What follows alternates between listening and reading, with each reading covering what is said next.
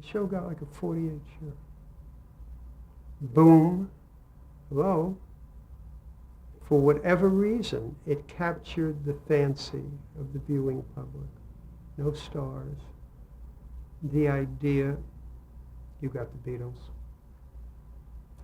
The idea and the girls juxtaposed to it worked, clicked.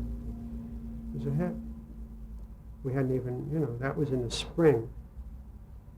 And then the word spread like wildfire.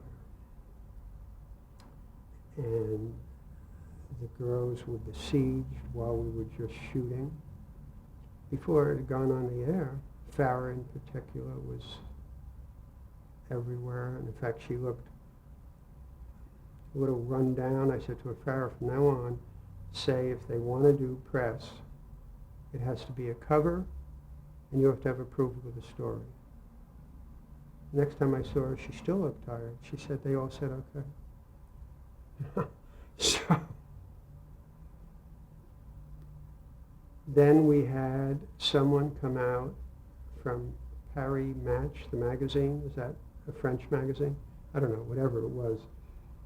And he said he wanted to take pictures, and we said, fine. I said, but the show hasn't even been on the air here, let alone in Paris. How do you know it'll work?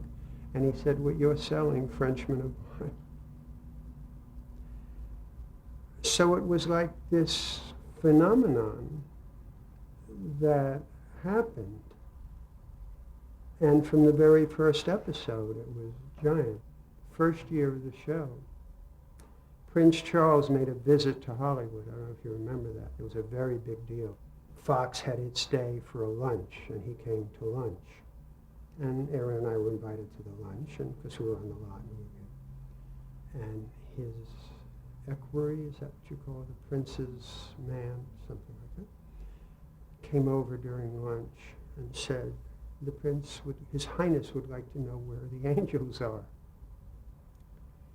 And we said, well, unfortunately, they're eating lunch as we shoot because we're way behind, as we always were. Oh, thank you. Toward the end of the meal, dessert is served, but not quite eaten.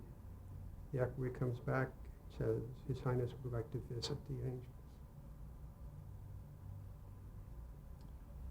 He stands up, and of course everyone stands up when he stands up, even though he hasn't eaten. He walks out, and everybody's staring, and comes with Aaron and I. We walk him over to the set, followed by about 75 photographers, the international press.